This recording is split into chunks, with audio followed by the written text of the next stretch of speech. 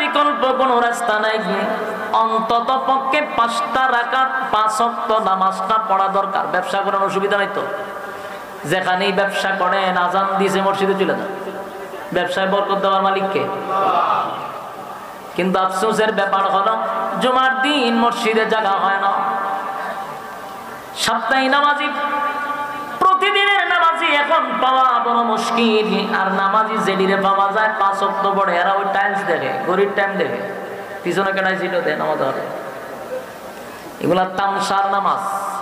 যেন আল্লাহ বলেন নামাজি ব্যক্তিকে গুনাহ থেকে নামাজ বিরত রাখে, কিন্তু নামাজ তো নামাজ হতে হবে, কথা হয় না? আবার অনেক নামাজি কারেন্টের সাহায্যে নামাজ পড়ে, এত গতিতে নামাজ পড়ে বোঝা যায় তার ট্রেন যাইতে জায়গা। নামাজের উড়াউড়ি দিকে বোঝা যায় যে কোন একটা বাস কার হয়েছে তার লেগে, কেড়ে রে ভাই এরম কেটে সময় আছে। এরপরে তার ওই যে অভ্যাস, তাড়াতাড়ি ফিরে অভ্যাস, রুকুর থেকে সুযোগ হয় না, ফুটফট টাস টাস টাস টাস টাস মারে। আমাদের তো গুনাহ আছে, গুনাহ আছে, এরপরও কিন্তু আমরা ভয় পাই। আমাদের নামাজে তাড়াহুড়া আছে। আম্মা জানা আয়েশা বলেন আল্লাহর হাবিবের কিন্তু সামনেও গুনাহ নাই, পিছনেও গুনাহ নাই। না আছে? সামনেও গুনাহ নাই, পিছনেও গুনাহ নাই। কিন্তু আম্মা জানা আয়েশা বলেন পয়গম্বর যখন নামাজে দাঁড়াইতো পাগুলি ফুলে যাইত, এত লম্বা নামাজ পড়তো গো, পাগুলি ফুলে যাইত। নবীজি যখন সিজদায় যাইত, আম্মা জান আয়েশা বলেন আমি মনে করতাম নবীজি মনে হয় জীবনের শেষ সিজদায় পড়ে আছে।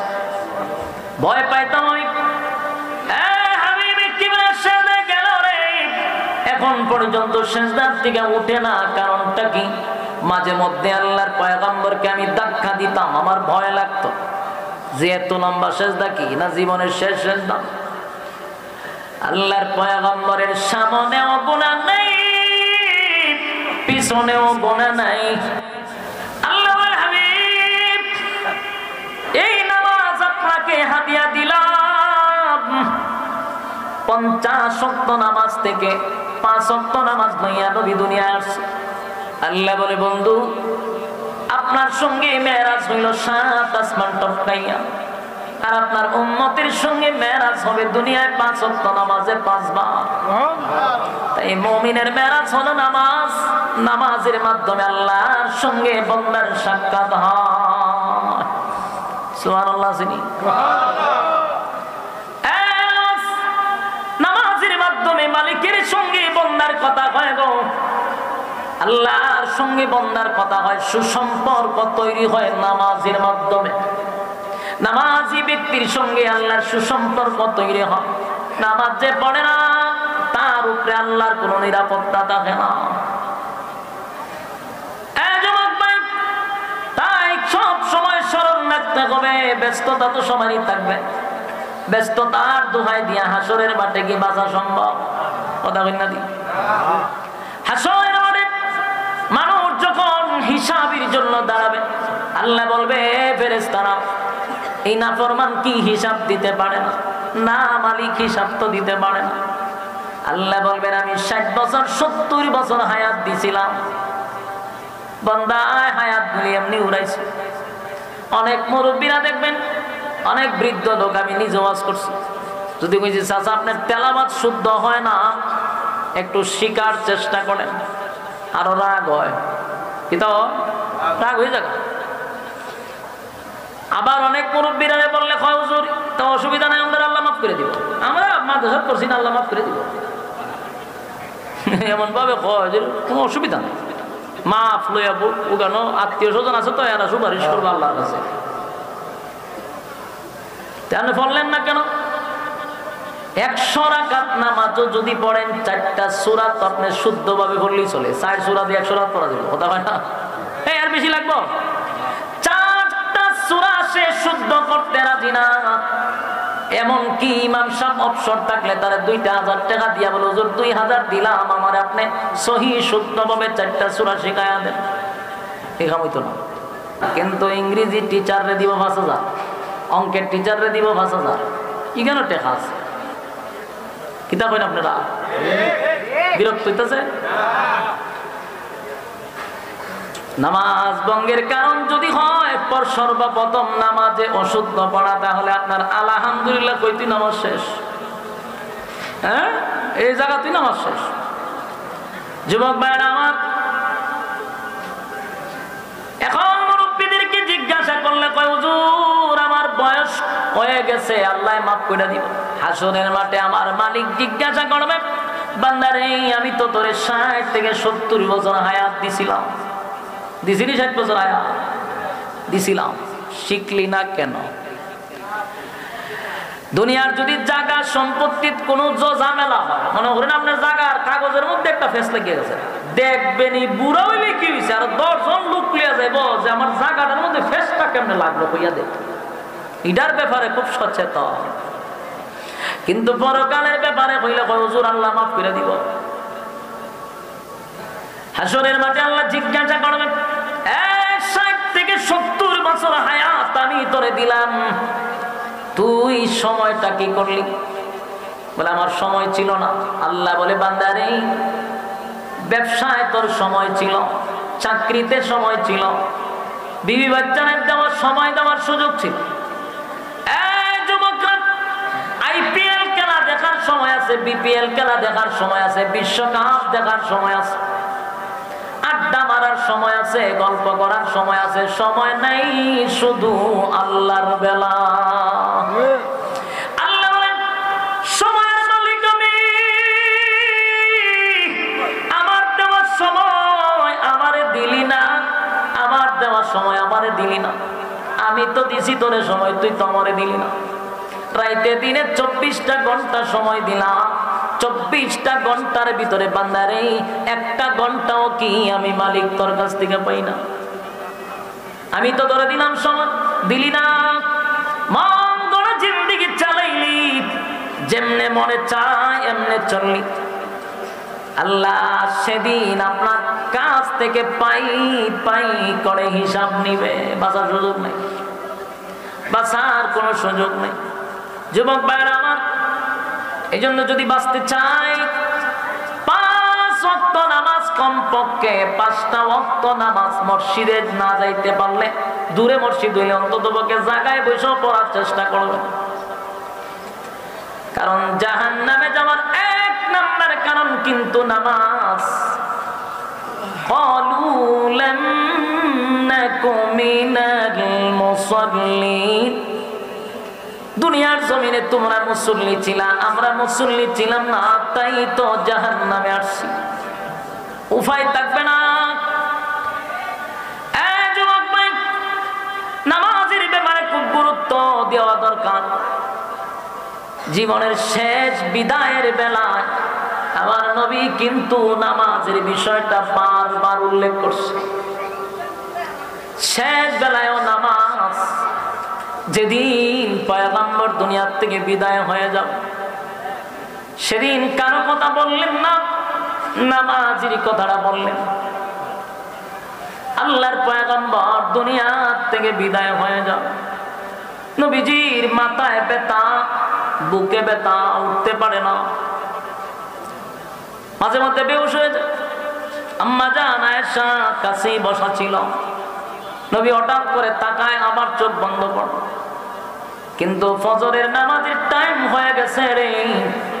সাহাবায়ে কেরামরা মসজিদে নববীর মধ্যে আসছে, নবীর ইমামতিতে তারা নামাজ পড়বে। সাহাবীরা অপেক্ষা করতে করতে তাকায় দেখে রে পয়গম্বর মসজিদে নববীর মধ্যে ঢোকে না। নামাজের টাইমটা চলে যায়, এই মুহূর্তে পাগল পাগল হয়ে গেল, পয়গম্বর কেন আসে না? একটা পর্যায়ে তাকায়া দেখে ইমামতির মুসল্লায় একজন সাহাবী দাঁড়ায় গেছে। সাহাবীরা অবাক হয়ে গেল, কারুর পড়ে গেল মসজিদে নববীর মধ্যে এমন একজন সাহাবী দাঁড়াইছে। সাহাবীরা বুঝতে পারছে আর কোনদিন পয়গম্বর এখানে দাঁড়াবে না। আবু বকর সিদ্দিক রাদিয়াল্লাহু তাআলা দাঁড়ায় গেছে গো, আর নবী কোনদিন ইমামতির মুসল্লায় দাঁড়াবে না। কারুর পড়ে গেল মসজিদে নববীর ভিতরে নামাজ চলতেছিল, নামাজ চলতেছিল। আল্লাহর পয়গম্বর হঠাৎ করে তাকায়, আবার চোখ বন্ধ করে, আবার তাকায়। নবী বলে, আয়েশা, আমার সাহাবীরা কি ফজরের নামাজ আদায় করছে? আম্মা জান আয়েশা চোখ বেয়ে বেয়ে পানি ছেড়ে কান্দে আর বলে, নবী গো, মসজিদে নববীর মধ্যে কান্নার রুল পড়ে গেছে গো নবী। আপনি নবীর পিছনে ইমামতির জন্য সাহাবায়ে কেরামরা অপেক্ষা করছে। আমার আব্বার ইমামতিতে সাহাবায়ে কেরাম নামাজ পড়তেছিল। আল্লাহর নবী বলেন, আয়েশা, আমার বুকে প্রচন্ড ব্যথা, মাথায় ব্যথা গো, উঠতে পারি না, দাঁড়াইতেও পারি না। আমারে কি একটা সময় তুমি মাথাটা উঁচু করে মসজিদে নববীর মধ্যে আমার চেহারাটা ধরায় রাখো, আমি একটু দৃশ্য দেখতে চাই। আম্মা জান আয়েশা সিদ্দিকা রাদিয়াল্লাহু তাআলা নবীজির চেহারা মোবারকটা মসজিদে নববীর দিকে ধরায় রাখছে। নবীজি এক দৃষ্টিতে সাহাবায়ে কেরামদের নামাজ দেখতেছিল। আল্লাহর হাবিব নামাজের দৃশ্যগুলো দেখতেছিল। পয়গম্বর নামাজের দৃশ্য দেখা চোখ দিয়া নবীর মুক্তার দানার মতো চোখের পানিগুলি টপ টপ করে পড়তেছিল। আম্মা জান আয়েশা বলেন, আল্লাহর পয়গম্বর, আমার আব্বা ইমামতি করে গো নবী, আপনি দিকে দিকে চোখের পানি চালেন, কারণটা জানতে চান। আল্লাহর নবী বলেন, আয়েশা, সব কান্না কিন্তু দুঃখের কান্না হয় না। আয়েশা, সব কান্না দুঃখের কান্না নয় গো, কিছু কান্না হয় আনন্দের কান্না। আয়েশা, আমি আনন্দে কান্দি, আমি কিন্তু দুঃখে কান্দি না, আনন্দে কান্দি। এই নামাজের দৃশ্য দেখি আমি আনন্দে আনন্দে আনন্দে কান্দি। কারণ হলো এই নামাজটা কায়েম করতে গিয়া আমি নবীর কত সাহাবী শাহাদাত বরণ করছে, কত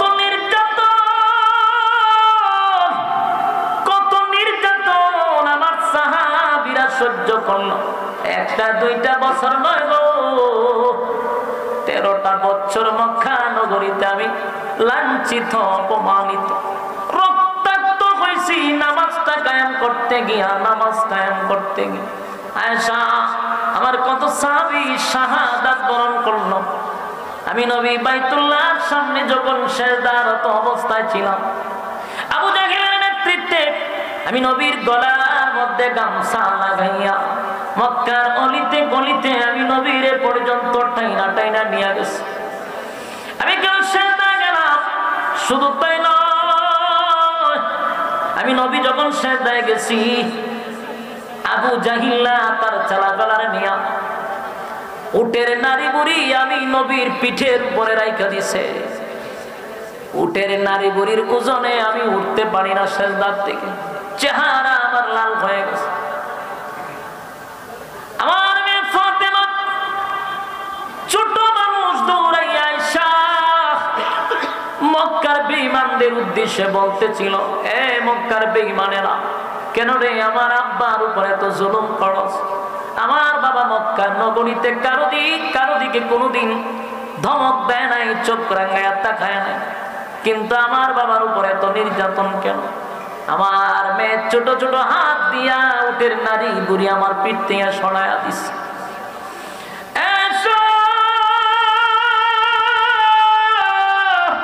এই নামাজ কায়েম করতে গিয়া কত নির্যাতন আমি নবী সহ্য করলাম, আমার সাহাবীরা সহ্য করলাম। আজকে আমার বিদায়ের বেলা আমি নামাজের দৃশ্য দেখে আমার আনন্দ আমি কোথায় রাখবো? এত আনন্দ আমি নাই, কিন্তু আমার সাহাবীরা আমার অনুপস্থিতিতে সুন্দর একটা জামাতের আয়োজন করছে। এটা যে আমার এক আনন্দ, আনন্দের কারণে আমি নবী কান্দি গো, এই আনন্দ আমি কোথায় রাখবো? আল্লাহ আমি চোখের পানি গুলো ছেড়ে দিয়ে কান্দে। চোখের পানিগুলা মুক্তার দানার মতো পড়তেছিলাম। আম্মা জান আয়েশা প্রশ্ন করার পরে নবী বলেন, না, দুঃখের কান্না না, এটা আমার আনন্দের কান্না। সুবহানাল্লাহ।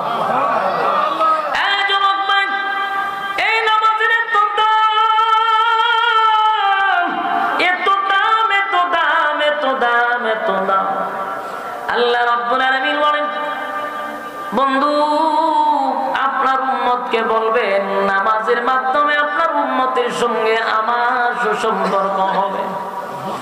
তাহলে বোঝা গেল নামাজে দাঁড়াইলে মালিকের সঙ্গে কথা হয়।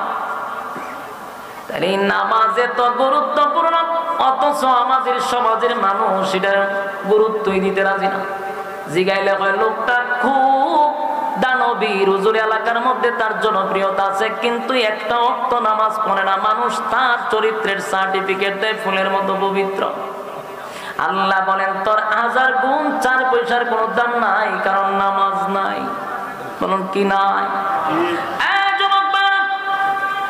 শেষ একটা কথা বলে যাই রে, এই নামাজের জন্য পয়গম্বরকে আল্লাহ দাওয়াত দিয়া নিয়ে হাদিয়া দিছে। নামাজটা এমনি এমনি আসে নাই, আল্লাহ নিজের হাতে বন্ধু রে বন্ধু হাদিয়া দিছে। আবার এই কথা বলছে, আপনার সঙ্গে মেরাজ হয়েছে 7 আসমানে, আপনার উম্মতের সঙ্গে মেরাজ হবে 5 ওয়াক্ত নামাজ। এরপরও যদি নামাজে গুরুত্ব না দেই, 50 ওয়াক্তের নামাজ কমাইয়া আল্লাহর পয়গম্বর 5 ওয়াক্ত আনছে। এরপরও যদি গুরুত্ব না দেই, যাইরা রাখো জাহান্নামে যাওয়ার 1 নাম্বার কারণ কি? আরো জোরে,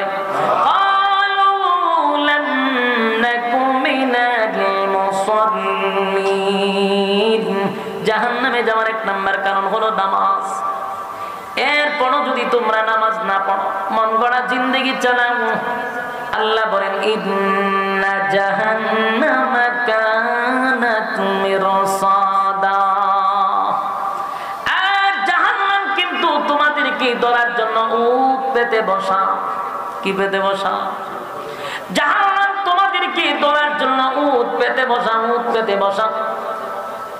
মনে কইরো না আমার মালিক কাউরে ছাইরা দিব, কেউরে ছাড়ছে। অতীত কাউকে ছেড়ে দেয় নাই, ভবিষ্যৎও ছাড়বে না। মালিক কাউকে ছেড়ে দিবে না গো। আল্লাহ জাহান্নাম তোদের জন্য উৎপাইতে বসে রয়েছে, খালি দর্ত। ইন্না জাহান্নামা কানাত মিরসাদা লিত্তাগিনা মাআবা। যারা সীমা লঙ্ঘন করছো দুনিয়ার জমিনে, মন গড়া জিন্দেগি চালাইছস, যেমনে মনে চায় এমনে চলছে। কোরআন হাদিসের কথা এখানে চলে, রাস্তায় বৈশা বৈশা আড্ডা মারে। এই আড্ডা মারার দ্বারা কোরআন হাদিসের মাহফিল গুলাকে অপমান করা হয়েছে।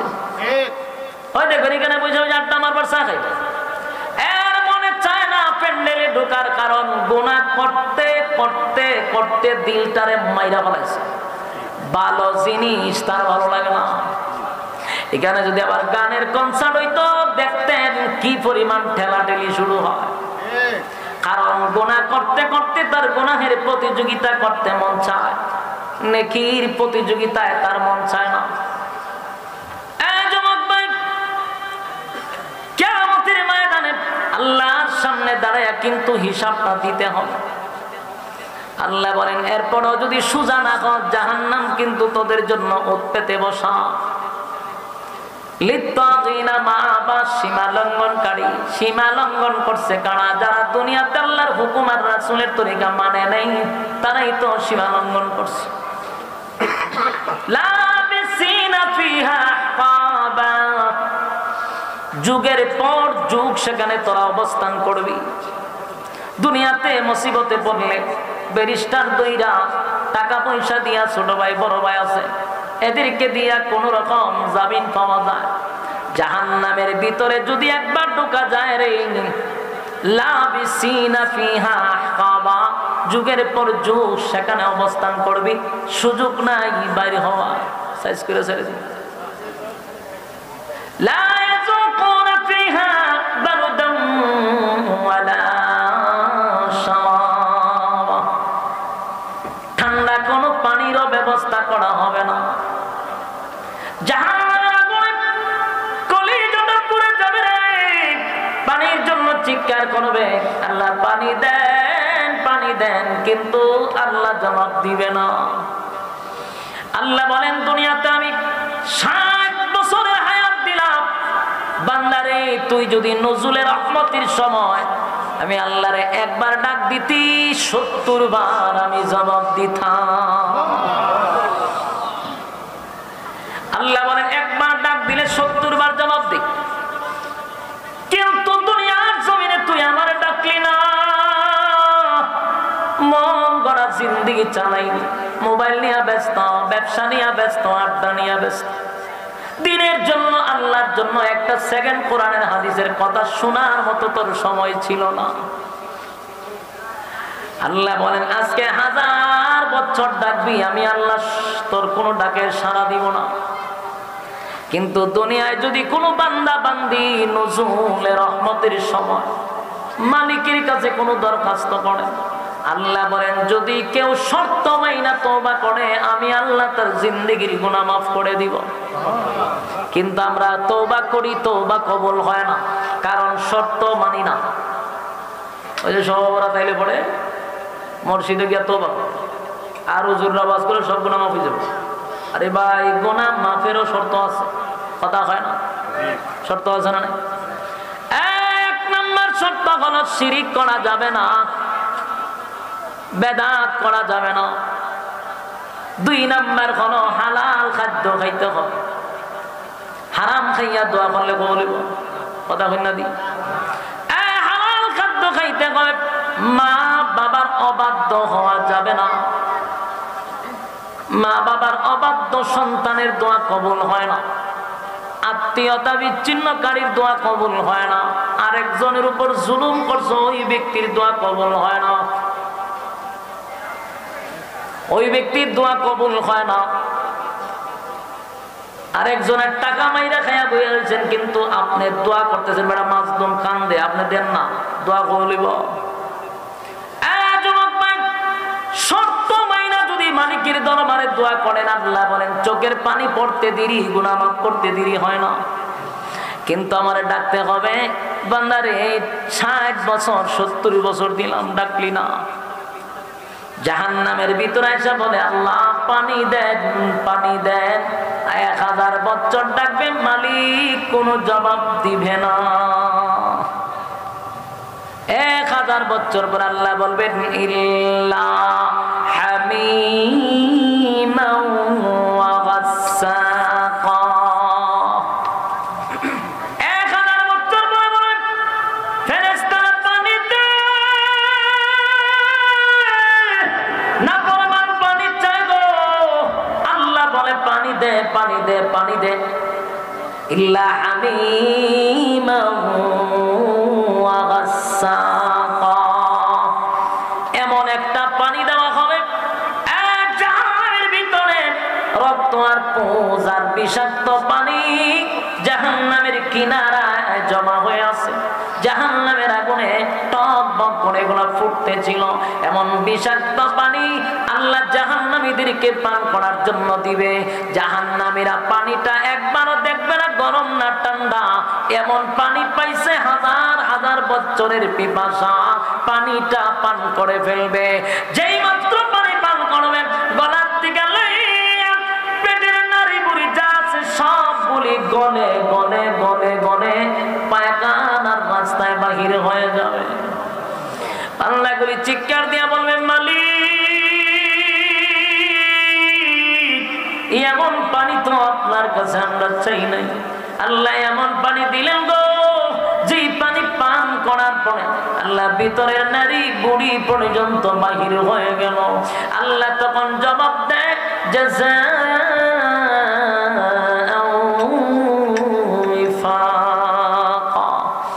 বান্দারে এটা তোর কৃত কর্মের পূর্ণ ফল। এখন বুঝ মজা কেমন লাগে।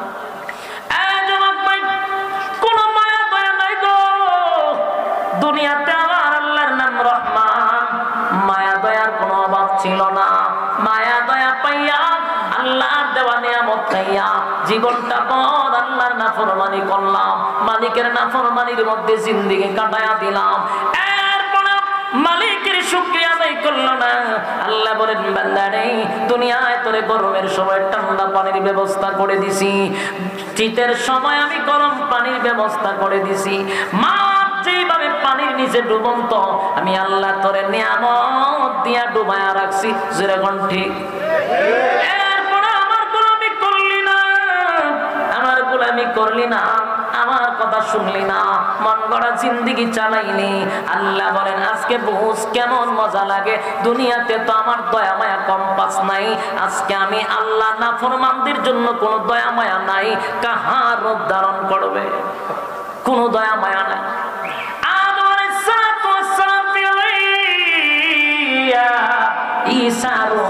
পর্যন্ত সেদিন আমার মালিকের হুঙ্কার শুনে কথা বলার সাহসটাও পাবে না। কি বুঝলেন? নবীরা সাহস পাইব, হিসেবে হইবনি, নবীর এই কথা বলার সাহস পাবে, থর থর করে কাঁপতে থাকবে, কেউ কথা বলতে পারবে না। আমার নবী ছাড়া কেউ কথা বলার সাহসটাও পাবে না।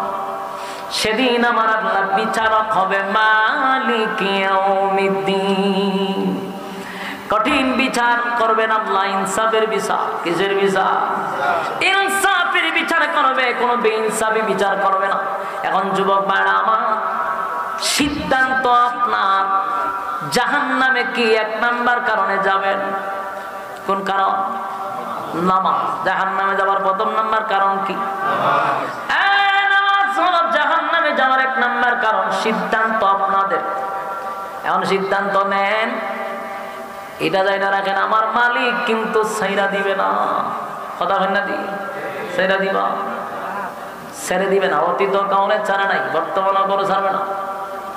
তাই আপনাদেরকে বলি, সামনে রমজান মাস, এই মাসটা বরকতি মাস।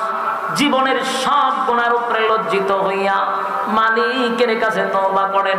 কথা হয় না? তওবা করার দরকার আছে। মসজিদে গিয়া তওবা করেন, বাড়িতে গিয়া তওবা করেন, যেখানে মনে চায়, কিন্তু শর্ত মাইনা তওবা করেন। কথা কয় না? তওবা করার দরকার আছে। খালি শবে বরাতের রাত্রিতেই গুনাহ মাফ করে দিবে এমনটা না। তবে শবে বরাতের রাতগুলাতে ইবাদত বন্দেগী করার দরকার। কেন দরকার? এখন ভাইরাস বাড়িছে বাংলাদেশে, না গেলেও সমস্যা হয়। এক বেচারা দিন দেখলাম হুজুর নি নাকি আল্লাহ ভালো হয়ে যাবে, কত বড় দাজ্জাল, এক কথা কইয়া বুঝে দেখছেন সারাটা দেশ আগুন লাগাই দিছে। লাগাইছি না আগুন? আগুন লাগাই দিছে এতে।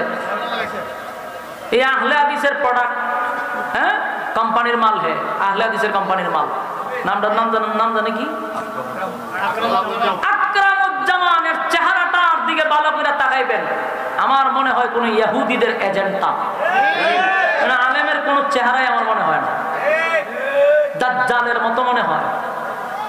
কত বড় নিকৃষ্ট মন মানসিকতা নিয়ে একটা কাফেরের বক্তব্য এমন হতে পারে না। একটা কাফেরের বক্তব্য হইতে পারে?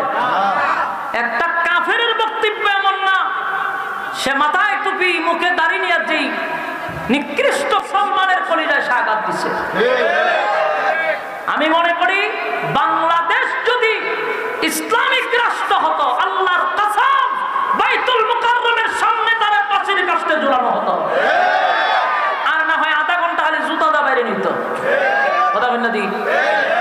চিন্তা করেন, শবে বরাতের রাত্রি মসজিদে যাওয়া আর বেশ্যাখানা যাওয়া বলে সমান। সারা বাংলাদেশের মানুষ কেন এখন আন্দোলন করতেছে না? কেন তার ব্যাপারে কোনো পদক্ষেপ নিতেছে না? নেওয়া দরকার তো। আমরা যদি তাদেরকে ছাড় দেই, এদের কোম্পানির মালগুলা কিন্তু খুব মারাত্মক, যে কোনো সময় বামার ঢুকাই দেয়। কথা হয় না? যে কোনো সময় বামাতে একটা ঢুকাই দেয় বইতে। রাতকে কথা কয়। আমার সন্দেহ লাগে 100% এটা বাস্তব, এরা কোনো এজেন্টটা কিনা। মানে একটা লক্ষণ ভালো না, কথাবার্তার বেশি একটা সুবিধা না। এটার ব্যাপারে পদক্ষেপ নেওয়া দরকার। আমরা আর শুনছি তাহিরি সাহেব মামলা দিব না, এটা তো খুশির ব্যাপার। আপনারা দেন না, এবারে বলছে মামলা দিব। আমি খুব সাপোর্ট দিচ্ছি। যদি আপনারও দরকার লাগে তখন আমরা যাব। মামলা সামলা দেওয়া দরকার, প্রত্যেক জেলায় থানার থেকে নামে মামলা দেওয়া দরকার। মানুষের কলিজায় আঘাত দিয়ে বইছে। আল্লাহর ঘর মসজিদের সঙ্গে এত বড় একটা কুরুচিপূর্ণ কথা মাইনা নিবেন আপনারা? যেখানে পেটানো হবে, এদেরকে ছাড় দিলে সমস্যা। তাই রাত্রিগুলাতে যাবেন, সবে কদরে যাবেন, আপনারা সবে বরাতেও যাবেন। মসজিদগুলো ইবাদতের জায়গা, ইবাদত করার জন্য আল্লাহ দিছে। মসজিদ কিসের জায়গা? ইবাদতের জায়গা, ইবাদত করতে যাবেন। এই সমস্ত দালাল মালালদের কথায় কান দিবেন না। মসজিদ আল্লাহর ঘর, এটা ইবাদত করা, ইবাদত করবেন। হয় মসজিদে যাওয়ান বলে নাই। এই সমস্ত ফিতনাবাজদের কবল থেকে আল্লাহ আমাদেরকে হেফাজত করবে, আমিন। সম্মানিত শুধু আমার কথা কয়েকটা আয়াতে কারিমা, তিনটা পড়ছি, তিনটার কথা আপনাদের সামনে বলছি। এক নাম্বার আয়াত হলো ইন্নাস সালাতা তানহা আনিল ফাহশাই ওয়াল মুনকার, নামাজ মানুষকে গুনার কাজ থেকে বিরত রাখে। এই প্রসঙ্গে আলোচনা হয়েছে। ক্বালু লাম নাকু মিনাল মুসাল্লিন, দুই নাম্বার আয়াত হলো জাহান্নামে যাওয়ার এক নাম্বার কারণ হলো নামাজ, এটারও আলোচনা হয়েছে। ইন্না জাহান্নামা কানাত মিরসাদা, জাহান্নাম তোমাদের জন্য উট পেতে বসা, এটার আলোচনা হয়েছে। তাহলে তিন আয়াতের তিনটা আলোচনা আপনাদের সামনে একত্রিত করে করলাম। যতটুকু বলছি, যতটুকু শুনছি, আল্লাহ বুঝার মানার তৌফিক দান করবে, আমিন। আমি অসুস্থ মানুষ, আমার শরীরে আর তোলায় না বেশি কথা বলতে, ক্লান্ত হয়ে যায় শরীর। আপনাদের কাছে আমি দোয়া চাই আমার শারীরিক উন্নতির জন্য, সুস্থতার জন্য।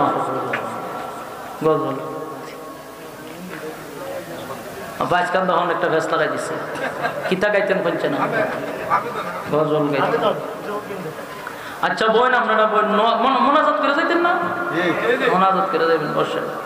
শরীর লো বলে না, আপনারও আইসেন আমার সামনে। আমি খুব ক্লান্ত, এর মধ্যে ইদানিং মোটামুটি একটু সুস্থ, আলহামদুলিল্লাহ। যদি আমি অসুস্থ থাকতাম আর এরা দাওয়াত দিতে তো আসছি। আচ্ছা, সঙ্গীত একটা আমি আপনাদের ব্রাহ্মণবাড়ি আইলে যেটা আবদার করবেন এটা আমি জানি। এখান থেকে আইলে এই দিয়ে আবদার করে বয়ে থাকেন, আমার সাথে আপনারা আওয়াজ দিতেই, আওয়াজ দিবেন নি, কিতা